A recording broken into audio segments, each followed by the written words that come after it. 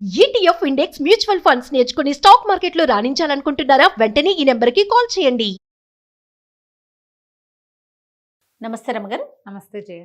రమగారు, ఏదైనా ఒక మంచి కథ చెప్తారా? పూర్వం ఒక పల్లెటూరులో చేత్ సింగ్ అని ఒక ఆయన, ఇదే పేరు, జరిగిన కథే అనమాట ఇది. ఇప్పటిదో ఒక రైతు ఉండేవాడు. ఆయన చాలా భక్తి విశ్వాసాలు కలిగినవాడు. ఏదైనా ఒక మొక్క మొలిచి, ఒక పువ్వు వచ్చి, ఒక కాయ వచ్చి, ఒక పండి, అది మళ్ళీ మొక్క మలవడానికి భగవంతుడే కారణమని అతను నమ్మేవాడు చాలా గట్టిగా. మన వల్ల ఏం చేయాలి? ప్రకృతిని గమనించుకుంటూ ఏ పరిస్థితుల్లో ఏ పని చేయాలో ఆ పని చేస్తూ ఉండాలి. దాన్ని వృద్ధి చేసే సహాయం భగవంతుడే చేస్తాడు. అలాంటి భావాలు ఉండేవి. ఇవన్నీ పురాతన భావాలు కదా.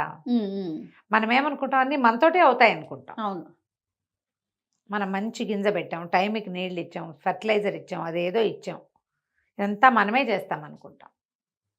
కానీ దీంట్లో భగవంతుడి హస్తం ఉందని మనం నమ్మం. ఏదైనా పోయిందనుకో, దేవుడు నాకు అన్యాయం చేశాడు అనుకుంటాం. కరెక్ట్ అండి. ఎప్పుడు అంతే. మిగిలినవన్నీ ప్లానింగ్ అంతా మంది. నేను అట్లా చేశాను, నేను ఇట్లా చేశాను, నాకు అది తెలుసు, ఇది తెలుసు, చిన్నప్పటి నుంచి ఇంతే నేను, అలాంటివి బోల్డ్ అని చెప్తాం. నాకు తెలుసు. మంచి జరిగితే అది మన గొప్పతనం. ఆ, ఎక్కడైనా తేడా జరిగితే అది దేవుడు పక్కన వాళ్ళు దుర్మార్గుడు. కానీ దేవుడు కానీ దేవుడు దుర్మార్గుడు. పక్కన వాళ్ళ మీద కూడా తోసేస్తా ఉంటారు రమగారు. అది చాలా మంది చూసేస్తాం. వాడి వల్ల ఇలా జరిగింది, వీళ్ళ ఇప్పుడు వల్ల ఇలా దైవం జరిగింది. వల్ల జరిగింది అనుకో, సడన్ గా పెద్ద పెద్ద వానలు అవి ఇవి వచ్చేసాయి, సడన్ గా ఫ్లడ్స్ వస్తాయి, సునామీలు వచ్చాయి, అప్పుడు భూకంపాలు వస్తాయి. ఇవన్నీ భగవంతుని వల్ల కదా, యాక్ట్ ఆఫ్ గాడ్, భగవంతుని వల్ల అవుతాయి. మనం అదే కదా అనుకుంటాం. అవును. ప్రకృతి వైపరీత్యాలన్నీ భగవంతుడి వల్ల జరిగాయి అనుకుంటాం. అయితే ఈయన చాలా శ్రద్ధగా అదన్ మీద గింజలు విత్తనాలు వేసేవాడు, నారుమడి పోసేవాడు, తర్వాత చక్కగా అన్ని విత్తేవాడు, చేనుకు కావాల్సిన సహాయాలన్నీ చేసి భగవత్ కటాక్షంతో ఈ చేను నా చేతికి వచ్చిందని నమ్మేవాడు.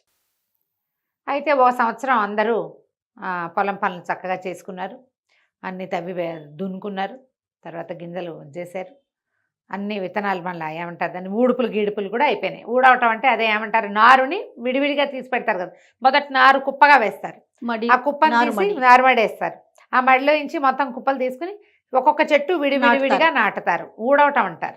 ఊడుపులు, నాట్లు కదా నాట్లు, మా వైపు ఊడుపులు అంటారు. ఓకే. మొక్క పొడవటం. మా సత్యవతి వాళ్ళ వైపు గులాబీ మొక్క పెట్టినా మొక్క ఊడ్చానంటుంది అది. వరిని ఊడుపు, వరి ఊడుపులు అంటారు. వరి నాట్లు లేదా ఊడుపులు. గులాబీ మొక్క పెట్టినా, టమాటా మొక్క పెట్టినా సరే ఊడవటమే, అదే ఊడ్చాను అంటారు. ఈ ఊడుపు కాదనమాట, దాన్ని వేళ్ళు ఊనుకునేలాగా చేయటం అనమాట ఊడుపు. అయితే ఏమైంది, ఆ సంవత్సరము వర్షాలు పడలా, క్రమంగా తేమ లేక, పైనుంచి నీళ్లు రాక, వర్షాధారమే ఆ ప్రాంతం అంతా, పంటలు రాల. సరే ఏం చేశారు, జనమంతా జాగ్రత్త పడ్డారు. ముందు సంవత్సరం ఒడ్లే విసురున వాడేయకుండా కొంచెం జాగ్రత్త చేసుకున్నారు. ఏమిటో రెండో పంటకు కూడా వాన రాలేదు. రాకపోయేసరికల్లా జనాలు బెదిరిపోయారు. జ్యోతిష్కుల్ని, కార్తాంతికుల్ని, వాళ్ళని వీళ్ళని, ఖగోళ శాస్త్రజ్ఞుల్ని, కొంతమంది భూతత్వాన్ని గ్రహించే వాళ్ళని అందరితోటి మాట్లాడించి ఏం తెలుసుకున్నారంటే, మనకి కరువు రాబోతోంది, క్షామం వచ్చేసింది ఇక్కడ, అంటే నీరు లేదు, వాన రాదు. అక్కడి నుంచి ఇంకో జ్యోతిష్కులు, పెద్ద పెద్ద వాళ్ళు, పై దేశాల నుంచి వాళ్ళు వచ్చి 7 సంవత్సరాల పాటు ఇక్కడ వానలు పడవు అని నిర్ధారించారు. జనం బెంబేలెత్తిపోయారు. ఏం తింటాం, అసలు ఏం చేస్తాం, ఊళ్ళో ఉండి గొడ్డు గోదావనే వాటి గడ్డి గాదం వద్దు, కావాలిగా. ఓ ఏడాది ఎండుగడ్డి ఆ గడ్డి తోటి మేనేజ్ చేస్తారు. 3వ ఏడుకి అయ్యేసరికల్లా మీకు జనుము కానీ వరి కానీ ఎక్కడి నుంచి వస్తే, పండితే ఎండుగడ్డి వస్తుంది, పండకపోతే పచ్చిగడ్డి లేదు, ఎండుగడ్డి లేదు. బయట దేశాల నుంచి కొనుక్కోగలిగే సత్తా రైతులకి, బక్క వాళ్ళకి ఏముంటుంది పాపం. గొడ్డు గోదా క్షీణించిపోయినాయి. దాంతో ప్రజలంతా పై ఊళ్ళకి వెళ్ళిపోవటం మొదలుపెట్టారు. ఈ ప్రాంతాన్ని వదిలిపెట్టి, కరువు ప్రాంతం దీన్ని వదిలేసి పై ఊళ్ళకి. ఇప్పుడు మన దగ్గర కూడా అంతే కదా, భీవండి నుంచి అక్కడి నుంచి ఇక్కడి నుంచి పైకి వెళ్ళిపోయి చాలామంది ఉన్నారు కదా. కరువు ప్రాంతం నుంచి మన తెలుగు రాష్ట్రాల్లో కూడా కరువు ప్రాంతాలు ఉన్నాయి. అక్కడ ఏమి నీళ్ళు రావు, ఏం పండవు, పండించలేరు, వేస్ట్ అయిపోతుంది శ్రమ అంతా. కాకపోతే మన చేత్ సింగ్ మాత్రం పొలం ఎప్పటికప్పుడు పదును చేసి పెట్టుకునేవాడు. గట్టి పడిపోతే ఓ రోజు పొద్దున్నే పోయి పాత గింజలు దాచుకుని కొద్దిగా ఇంతంత అన్నాలు వండుకోకుండా రోజు గంజే కాచుకునేవాళ్ళు. పొలం వెళ్ళి పని చేసేవాడు. ప్రతిరోజు చేసేవాడు. మధ్యలో ఏ ఒక రోజు అర రోజు ఊరుకునేవాడు, కానీ మళ్ళీ వెళ్ళి పొలం అంతా సక్రమంగా గట్లు సరి చేసుకోవటము, పొలం అంతా దున్ని తవ్వి మట్టిని మెత్తగా చేయటానికే ప్రయత్నం చేస్తూ ఉండేవాడు. ఊళ్ళో వాళ్ళు ఇది 5-6 చెప్పారు, ఎందుకు వచ్చిన పనిరా, మేమందరం కూలి పనులకి వెళ్ళిపోతున్నాం పై రాష్ట్రాలకి, మాతో వచ్చేసి అంటే అతను వెళ్ళల. చిన్నపిల్లలు అతనికి, ఆ పిల్లల్ని వదిలిపెట్టి అతను వెళ్ళేది లేదు, పిల్లలు అతన్ని వదిలిపెట్టి బయటికి వెళ్ళిపోయేది లేదు. ఇంట్లో వాళ్ళ అమ్మ నాన్న ఉంటే వాళ్ళ చెల్లెలు వచ్చి తన ఊరికి తీసుకుపోయింది.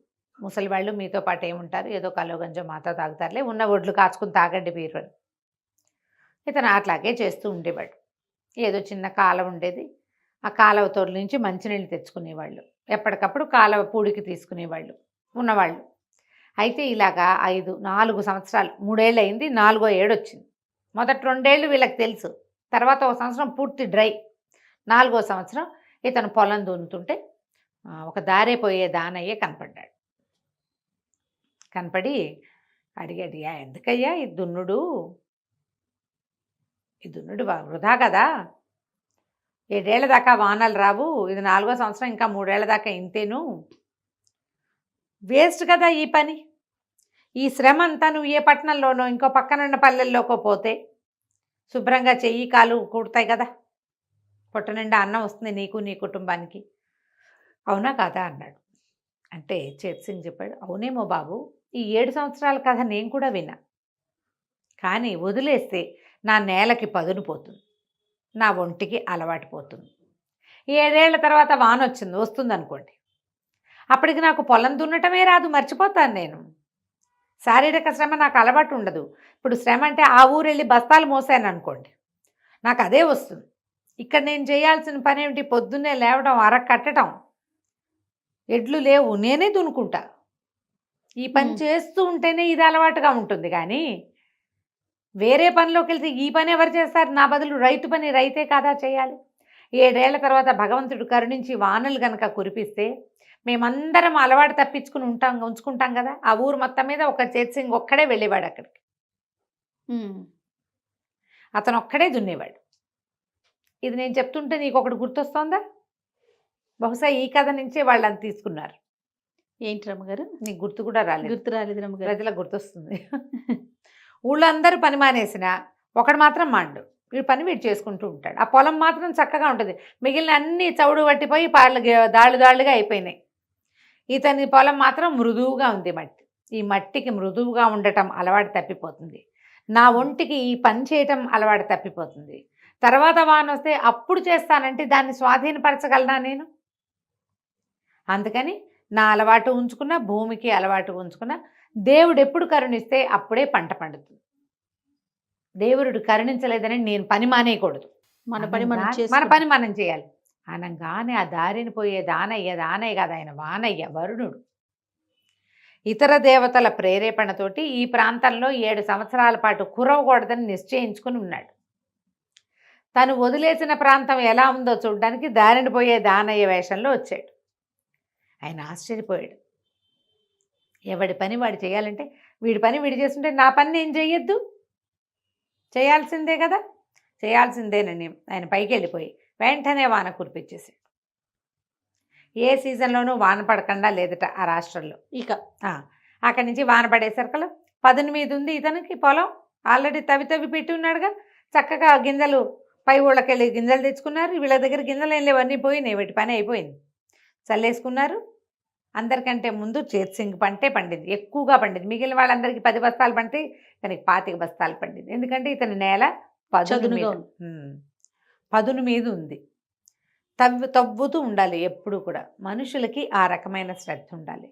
ఏదైనా అవకాశం వచ్చాక కోర్సులు నేర్చుకుంటామంట. ఎస్, ఆ విషయమే రమ్మగారు. ఎగ్జాక్ట్లీ, అవకాశం వచ్చాక అప్పుడు మనం ట్రై చేద్దామంటారు. అట్లా కాదు, నువ్వు ట్రై చేస్తూ ఉంటే అవకాశం పికప్ చేస్తుంది. రోజు చదవాలి, పరీక్ష వచ్చినప్పుడు చదువుతాం అనకూడదు. ఇవి బ్యాంక్ టెస్ట్లకి వాటికి ప్రిపరేషన్ చేస్తారా, నోటిఫికేషన్ పడ్డాక అప్పుడు మొదలు పెడతారు. అలా కాదు, మీ బ్రెయిన్ పదునుగా ఉంచుకోండి. భూమి ఎట్లా పదునుగా ఉండాలో బ్రెయిన్ కూడా పదునుగా ఉండాలి. చదువుకున్న వాళ్ళు చేయవలసిన పనే అది. మనకు అవకాశాలు లేవు కాబట్టి ఏ ప్రయత్నము చేయకుండా అలా మందంగా ఉన్నావనుకో, అవకాశం వచ్చినప్పుడు నువ్వు స్పీడప్ అవ్వలేవు, ఎలా అందుకుంటావు? అందుకోలేకపోతాం. అవకాశాన్ని అందుకోవాలంటే నువ్వు యాక్టివ్గా ఉండాలి, శరీరమైనా బుద్ధి అయినా. దానికోసమని ఎప్పుడు రెడీగా ఉండాలి. అవకాశాలు ఇచ్చేవాడు భగవంతుడే, అంతే. కానీ అవకాశం అందిపుచ్చుకోవాల్సింది ఎవరు? మనమే. మనము. దానికోసం మనం రెడీగా ఉండాలి. కాబట్టి బ్రెయిన్ని పదును పెట్టండి. ఒంటికి పట్టిన మందం బద్ధకాన్ని, సోమరిపోత్తనాన్ని వదిలిపెట్టేసేయండి. పురాతన కాలపు ఈ కథని ఒకసారి జ్ఞాపకం చేసుకోండి. ఇట్స్ కార్పొరేట్ స్టోరీ ఇది. ఎగ్జాక్ట్లీ అండి. ఎప్పుడు పనిచేయాలి, ఎప్పుడు అప్డేట్ అవ్వాలి. అదేదో అవకాశం వచ్చినప్పుడు అప్డేట్ అవుతాను అనకూడదు, నువ్వు చేస్తూ ఉండాలి. ఎంత పెద్ద ఉద్యోగంలో ఉన్నా కొత్త కోర్సులు ఏదైనా రాగానే నేర్చుకోవాలి. డాక్టర్లు, ఆయన ఎవరో ఒక డాక్టర్ చెప్పారు, ఆపరేషన్స్లో కొత్త కొత్త మెలకువలు వస్తున్నాయట. పాతకాలం వాళ్ళకి తెలియదమ్మా, మనం ఎప్పుడు అప్డేట్ అవ్వాలి, జర్నల్స్ తిరగేయాలి, పుస్తకాలు చదవాలి. చదవకపోతే మనం అప్డేట్ అవ్వలేము అని చెప్పారు. ఎంత మంచి విషయం, చాలా మంచి కథ రమ్మగారు. ఎస్, గుర్తొచ్చింది నాకు. రైట్ అండి, నమస్తే. నమస్తే.